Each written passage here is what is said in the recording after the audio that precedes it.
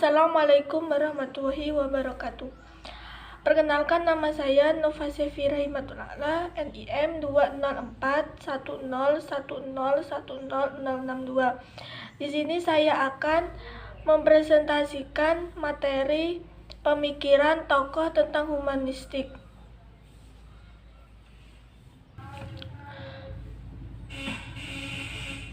Dari materi tersebut, saya akan menjelaskan 3 poin. Yang pertama, pengertian dari teori humanistik. Kedua, tokoh pemikiran tentang teori humanistik. Dan yang terakhir, prinsip-prinsip tentang teori humanistik. Dan yang pertama, saya akan menjelaskan pengertian teori humanistik. Pengertian humanistik di sini sangat beragam, membuat batasan-batasan aplikasinya dalam dunia pendidikan yang mengundang berbagai macam arti pula. Oleh sebab itu, perlu adanya sesuatu pengertian yang disepakati oleh kata humanistik dalam sesuatu pendidikan. Dalam artikelnya What is Humanistic Education, Chris Handbaum berpendapat bahwa sekolah, kelas, atau guru dapat dikatakan bersifat humanistik dalam beberapa kriteria. Hal ini menunjukkan bahwa ada beberapa tipe pendekatan humanistik dalam suatu pendidikan. Ide mengenai pendekatan-pendekatan ini terangkum dalam psikologis humanistik. Dalam artikelnya yang berjudul Some Educational Implications of the Humanistic Psychology, Abraham Maslow mencoba untuk berpendapat. Teori Freud dan behavioristik. Menurut Abraham, yang terpenting dalam melihat manusia adalah yang dimilikinya. Humanistik lebih melihat pada suatu sisi perkembangan yang berkepribadian manusia daripada berfokus pada ketidaknormalan atau sakit seperti yang dilihat oleh teori psikoanalisa Freud. Pendekatan ini melihat kejadian setelah sakit dan akan dinyatakan sembuh, yaitu bagaimana manusia membangun dirinya untuk melakukan hal-hal yang positif. Kemampuan bertindak positif ini yang disebut sebagai potensi manusia, dan para pendidik yang beraliran humanistik biasanya aliran humanistiknya mengajarkan pada pembangunan kemampuan positif. Kemampuan positif ini erat karena terkait dengan pengembangan emosi positif yang terdapat dalam domain afektif, misalnya keterampilan membangun dan menjaga relasi yang hangat dengan orang lain. Bagaimana mengajarkan kepercayaannya, penerimaannya, kesadarannya, memahami perasaan orang lain, kejujuran interpersonalnya, dan pengetahuan interpersonal lainnya. Intinya di sini dalam berkemampuan positif itu adalah meningkatkannya kualitas keterampilan interpersonal dalam kehidupan sehari-hari. Selain menitikberatkan pada suatu hubungan yang interpersonal, para pendidik yang beraliran humanistik dapat mencoba untuk membuat pembelajaran yang bisa membantu peserta didik untuk meningkatkan kemampuannya agar bisa membuat, berimajinasi, mempunyai pengalaman berintuisi, merasakan, dan berfantasi. Pendidik humanistik mencoba untuk melihat dalam spektrum yang luas dan mengenai perilaku manusia. Secara singkatnya, pendekatan humanistik dalam pendidikan menekankan pada Perkembangan yang positif, pendekatan yang berfokus pada potensi manusia untuk mencari dan menemukan kemampuan yang mereka punya dan mengembangkan kemampuan tersebut. Hal ini mencakup kemampuan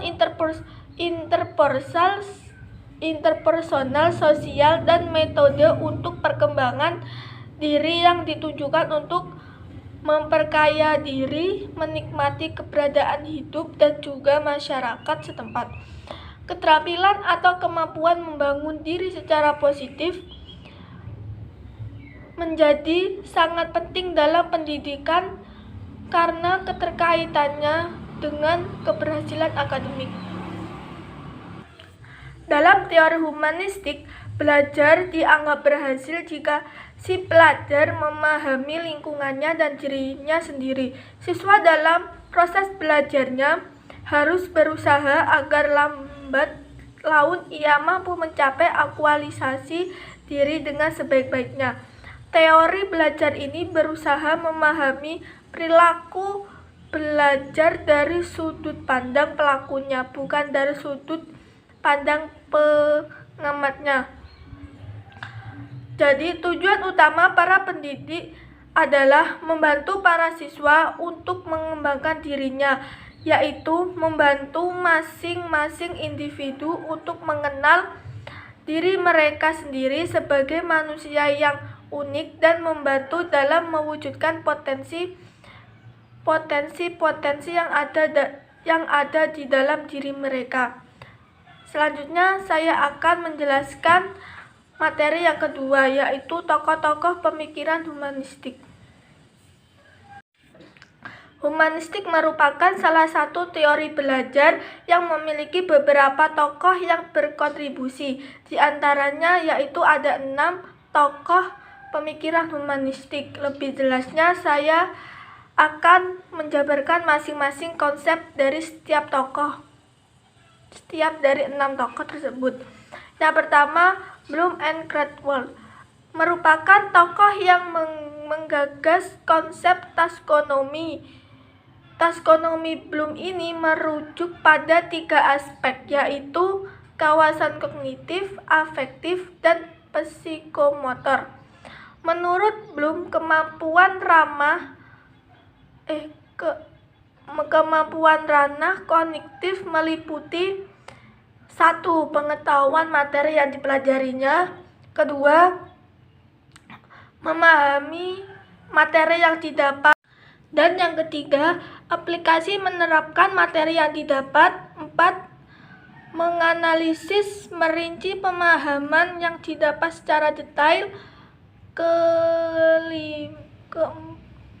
Sintesis memadukan konsep untuk mendapatkan pemahaman baru. Dan yang terakhir, evaluasi dari materi tersebut yang sudah didapat oleh peserta didik. Ranah afektif menurut Cradwell dan Bloom mencakup 5 hal, yaitu pertama, penerimaan. Penerimaan di sini menyadarkan untuk memperhatikan sesuatu hal yang didapat. Kedua, partisipasi. Partisipasi ini turut serta dalam sesuatu hal. Ketiga, penghargaan. Penghargaan di sini menghargai sesuatu nilai dan menemukan sikap. Keempat, pengorganisasian. Memilih dan mengumpulkan sistem nilai yang dipakai dalam kehidupan. Kelima, karakteristik. Karakteristik di sini menghayati dan mengaplikasikan menjadi pola kehidupan sehari-hari. Dave dalam Evelyn Siregar dan Hartina Nara mengemukakan 5 jenjang belajar pada ranah psikomotor, yaitu sebagai berikut. 1. Meniru. Meniru di sini kemampuan mengamati suatu gerakan agar dapat merespon. Kedua, menerapkan. Kemampuan mengikuti pengarahan, gerakan, pilihan, dan pendukung dengan membayangkan gerakan orang lain. Ketiga, memantapkan kemampuan memberikan respon yang terkoreksi atau respon dengan kesalahan terbatas atau minimal. Keempat, merangkai koordinasi rangkaian gerak dengan membuat aturan yang tepat. Dan yang terakhir, menaturalisasi. Menaturalisasi di sini gerakan yang dilakukan secara rutin dengan menggunakan energi fisik dan psikis yang minimal. Tokoh yang kedua, Kolb. Sebagai salah satu tokoh humanisme, Kolb mengembangkan konsep terkait 4 tahapan dalam belajar, yaitu sebagai berikut. 1. Pengalaman konkret atau tahap awal ini peserta didik hanya mampu sekedar ikut mengalami suatu kejadian dan belum memahami bagaimana serta mengapa suatu kejadian terjadi. Kedua, pengalaman aktif dan reflektif. Peserta didik lama-kelamaan mengadakan pengamatan aktif terhadap suatu kejadian dan berusaha memikirkan serta memahaminya. Ketiga, konseptualisasi. Merupakan peserta didik mulai belajar membentuk suatu teori tentang pengalaman yang dialaminya dan mengeneralisasikan suatu kejadian yang terjadi. Keempat, eksperimentasi aktif. Merupakan peserta didik mampu menerapkan suatu aturan yang umum ke dalam hal yang baru. Yang ketiga, Hune dan Mumford. Evangeline Siregar dan Hartina Nara, kontribusi Hune dan Mumford dalam pandangan humanisme yaitu adanya penggolongan peserta didik ke dalam 4 tipe, yaitu 1. Tipe aktivis, 2. Tipe reflektor, 3. Tipe teoris, 4. Tipe pragmatis.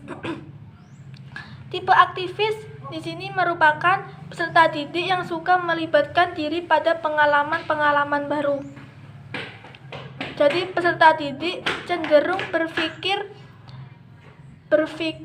terbuka dan mudah diajak berdialog. Kedua, tipe reflektor merupakan cenderung sangat hati mengambil langkah. Di sini peserta didik dalam proses pengambilan keputusan cenderung konservatif. Ketiga, tipe teoris merupakan biasanya sangat kritis, senang menganalisis, dan tidak menyukai pendapat